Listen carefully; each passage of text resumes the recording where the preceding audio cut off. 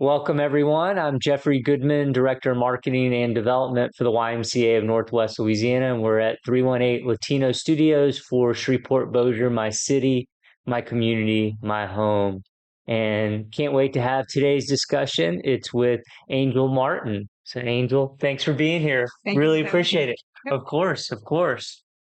All right, Angel. Well, you recently competed in one of the most prestigious and daunting races in the world, the Ironman World Championship held in Hawaii.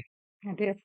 For those of you unfamiliar with the race, all in one day, it consists of the following: a 2.4-mile swim, followed by a 112-mile bike ride, followed by a 26.2-mile run. You once said that your goal for this year's race was to arrive healthy and finish happy. So tell me about the race, and also, did you accomplish your above goal? To answer the second question first, yes, I did. The meat in the middle of that sandwich may be a little bit different than the process that I envisioned. Um, the whole race in itself, the experience in itself is once in a lifetime. And I had expectations of what Hawaii was going to be like, what the environment was going to be like. But the second I stepped off the airplane, it was way different. It was gorgeous. It was an electric feel and it was overwhelming. It was hot. I knew it. I knew it was going to be hot. I had been telling myself, I live in Louisiana. I'm prepared for that. That's not anything different. But man, when you have just a high heart rate and heat, and you're looking at a sea of super fit people, I'm not talking just athletes. We're talking just chiseled bodies that I cannot even dream of. It And just, I don't even know yeah. what's the range? I don't even know. I should have found this out in my research. What's the age range? I know there are different categories, but what are the age range of people competing in this particular race? What's from youngest to oldest approximately? They have a ceremony before the race, and they highlight the youngest and the oldest. I'm not going to get it exactly right. The youngest was 18, and that's the youngest you can enter into Ironman races. And the oldest, she was 74, something in the mid 70s. She won our age group. Typically, not a lot of people in the 70 something age group, but this individual, and again, I'm going to misquote it, but she had done dozens of Ironman and dozens of world championships. She had been there for almost all of them, if not all.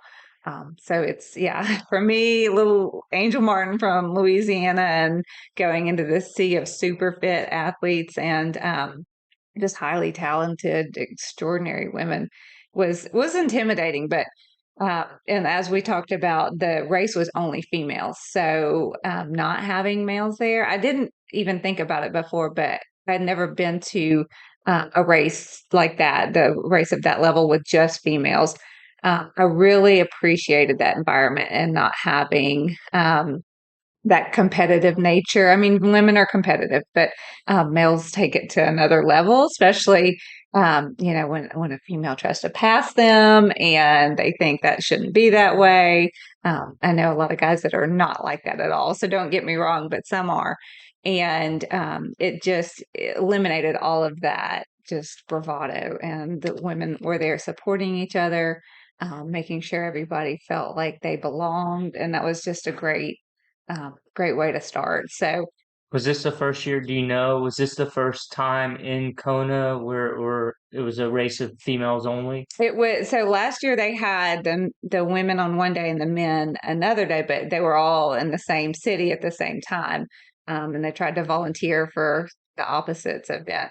But this was just women in Kona this year. And so a lot of the vendors and the restaurateurs would say, God, we really like it how this is. This is very nice. Y'all are so warm and appreciative. And so it was nice to feel welcomed by the local community because I know it's a big stress in Hawaii for thousands of people to show up in a small city and take advantage of everything that there is in a small place. So yeah, all that to say that the experience itself was amazing. The race, I didn't have the best race of my life, but That's part of it. You're just gonna have good days and bad days, and it's disappointing I didn't have the best day ever in Kona, but you know what? It's an experience of a lifetime, like I said. So I And you can't. finished. I finished, and I finished happy. That last mile was a feeling I wish I could put in a bottle and duplicate. It, just like your whole body is just electric. You feel like you are just weightless. Um, the miles 1 through 25 were not weightless. They were heavy and they were dark. And I really, I can't say I doubted myself. I just doubted being happy at the finish line, but it came back. You get to that last mile, a lot of it's downhill, and you hear the announcer.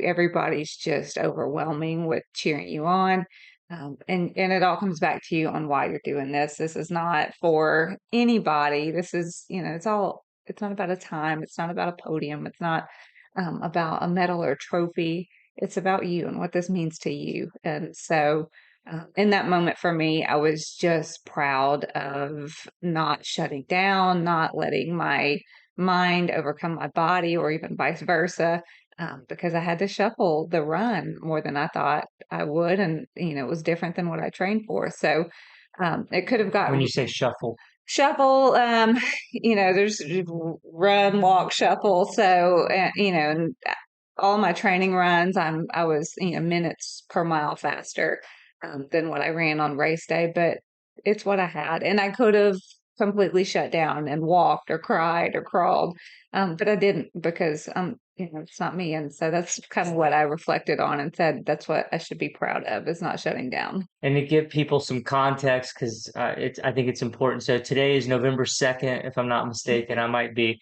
but we're going to publish on November 9th, and and your race was October 14th. So I Right. just want people to Yeah. understand how close we are to what just Yeah. took place. There's fresh memories, fresh wounds, I would say, but my body is physically healing. It's, the memories are turning from, what was kind of painful, and focusing on the bad to me. And that really was something to be proud of. So I'm glad that that's what stuck with me, is the pride, the sense of accomplishment, and not the pain and the darkness that I went through. And I think all competitors go through. I think if it's easy, you haven't done it right. It's probably not as fast as you should have gone, but even for some people, it's not about speed. It's about finishing, and the journey to get there, the journey crossing the finish line. So that's what's always going to stay with me. It's not going to be in 15 years. Nobody's going to remember what time I crossed the finish line. But hopefully in 15 years, my son looks at me and goes, "My mom competed in the Ironman World Championship," and that's what matters. Now, training for these kinds of races obviously takes incredible discipline Mhm. and time. I'm curious, give me an example of what a typical training week looked like for you as you prepared for October's race. I have to say it does suit my lifestyle, because I'm an A-type person. Everything is planned. We have lists and, organizers and calendars. But it starts with first and foremost a conversation with my husband and my family, and say, "Hey, I'm going to have to commit some time to this. It's going to be early mornings. It's going to be long weekends," and making sure we're all on that same page, because that creates too much tension if not. Week to week, typically I would get up in the late 4, early 5 o'clock a.m. range, and get in anywhere between hour and two on the bike or run, and then swimming at the Y at noon. That's such a great resource for us to be able to Same day. use. So we're Yeah, a lot of waking times up the at four same or day. five, Yeah, biking or running, and then right. swimming at noon. Swimming at noon, Okay. and then the weekends were long rides. So they built up from, 4 hour ish rides. That was the easy part. And then you get into 6.5 hour rides, followed by getting off the bike and running. And then the next day, Sunday, running a long run, which could be anywhere between 2 and 3 hours. So, And how much of those morning routines are alone versus with a group, and how much of those weekend or noon routines are alone or with a group? Most of it is alone just by the fact if you're following a plan or a coached workout. I mean, it's your workout. So you can go with a group, but you might say, "Hi, it's nice to see you." And then you have to take off and run your pace. There are some really great groups in the area. There's a Wednesday morning track club that runs at Captain Shreve on Wednesdays, and they do a structured workout. So if I could jump in that group, and that's probably more of my off-season plan is to get back with our local groups. There's a great running group that meets on Saturdays and runs all over the city. A lot of times we come to the Y and stop and get water and then keep going, for laps around the city.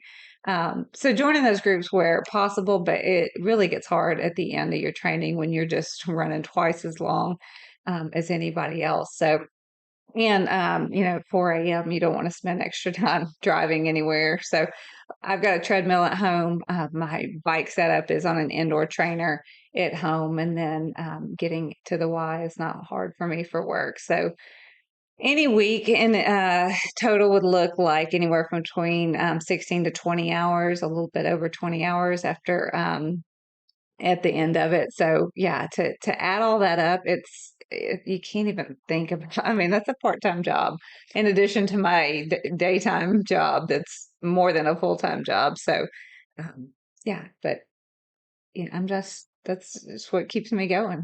It's just part of it. So It's don't know what else tremendous. I would do. Well, even though this podcast is through my work at the YMCA, you're actually the first elite athlete and super marathoner we've interviewed. You weren't always a super marathoner, though. You came from the world of track and field. Specifically, you were an accomplished pole vaulter for Northwestern State University track and field. I've read where you said the following. You talked a little bit about this a second ago, but I read where you said the following about the local fitness community. You said, "I found my people, my community of like-minded weekend warriors who shared a spirit for pushing our personal limits. Through triathlon, I've made lifelong friends, many that I consider family." For those out there listening, talk to me about what the fitness community looks like that we have here and any advice you might have for plugging into it. So, if I was my 18-year-old self, I would look at people in this community and just think, golly, those are super marathoners. That's not me. Once you're in the middle of it, you realize there are people of all ages, all abilities. I mean, we have some of the world's best. That I am certainly. I enjoy what I do. I enjoy being on the podium, but I'm not the only person in this area that stands atop the podium. So we have people of all abilities, and it's amazing to go out there and share that love for what we do. Again, if I could go back and tell my 18-year-old self, just don't be intimidated by it. It's your people. We go run. And we're not worried about paces. We're talking about silly things where it's like a group therapy session. So my point is it's a whole lot different than it seems on the outside. For somebody that wants to get plugged in, it really could start as easy as just going to run the stairs at CenturyLink or Brookshire's Grocery Arena with the group that meets there weekly, or the USA Fit clubs that are trying to train together for certain distance races. So, Google's your friend, but also just talk to somebody that's already in that community. And I promise there's going to be something to slide right into and to find like that like-minded group that you connect with on a deeper level that you might not be expecting that you would share common interests otherwise. And again, that's how I found my best friends, is not because we like to run together, but because we're the same at the core. And we can share our miseries and our passions and celebrate each other. And so I'm so thankful for that, because when you're training 20 hours a week, you don't have a whole lot of time for social interaction. So to be able to combine your social interaction with your personal passions and your pursuits, and that all just be a fulfilling experience in itself, it all comes together. And I'm so thankful for that here. Love it. All right. Well, you touched on it a little bit, but you have a full-time important career. You serve, if I'm not mistaken, as a director of student activities and recreational sports at LSU Shreveport. Talk to me, if you could, a little about your role and some of the things a layperson may not know about the different student activities and recreational sports offered at LSUS. So I've been there for 16 years and kind of graduated up in the same area and expanded that area. One thing I really love about my job is I get the capacity to dream and try to make those dreams happen. And it's always just to invest in students and help students develop their skills and to have a brighter future. So, kind of breaking it down in my areas, we oversee our student organizations. That includes our Student Government Association, our Greek organizations, our Student Activities Board, which plans all of the festivals and huge events on campus, or traditions, all that. We have a lot of leadership focused programs that are just, again, trying to invest in those co curricular skills for students. On the recreation side, we have intramurals, leagues. We run a fitness area. We have group exercise classes. So, kind of working on the soft skills and the physical outlet for students. And then a couple of years ago, we started a food pantry, which has been particularly rewarding for me. It was a project that wasn't quite sure how it was going to play out. And now I get to see the students come into the food pantry and leave with bags of food, read their surveys, see how that's changing their ability to perform in the classroom. And so it's just kind of this 360 view of giving the students skills, giving the students resources, investing in their physical, mental, holistic wellness, and them graduating and going, I can tackle whatever my next step is because I've been set up for success through LSUS. And LSUS is at the scale where we can do that almost one-on-one with students. I tell students all the time, take advantage of the way that you can walk into my office and say, I really need this. How can we make that happen? And I can just get to work and see how I can, what we can do to provide those resources. I'm not going to speak for every school, but I know there's not that ability at a lot of schools. So really emphasize for students that are looking to get that extra leg up to consider LSUS, because it's a great place for people at any point in their life, whether they're coming straight out of high school, transferring from another school, or re-entering, because we have a success center, we have career counseling, we have personal counseling, we have our food pantry, we have so many things that are there for student success. And we have so many people that are directly invested to make sure students cross that finish line strong. And what a great role model they have in you. So that's awesome. All right. So my final question for you, and like I told you before we started, I'll come back at the end if there's anything else you want to talk about. We have all the time in the world. But I came across another quote from you, and I wanted to stay there for a second. So you once said, "I live life I live life remembering my why. I have a why that applies to my family." And let me just stop. So, because I work for the YMCA, we're talking about WHY, not I Y, mean, the the letter. why could be a why. So I'm gonna start over. I live life remembering my why. I have a why that applies to my family, my career, and my training. Everyone's why is different, and there are 1,000 reasons to say why not. But all we need is to focus on the one reason that keeps us going. For those out there who struggle finding their why, is there any advice or suggestions you might offer?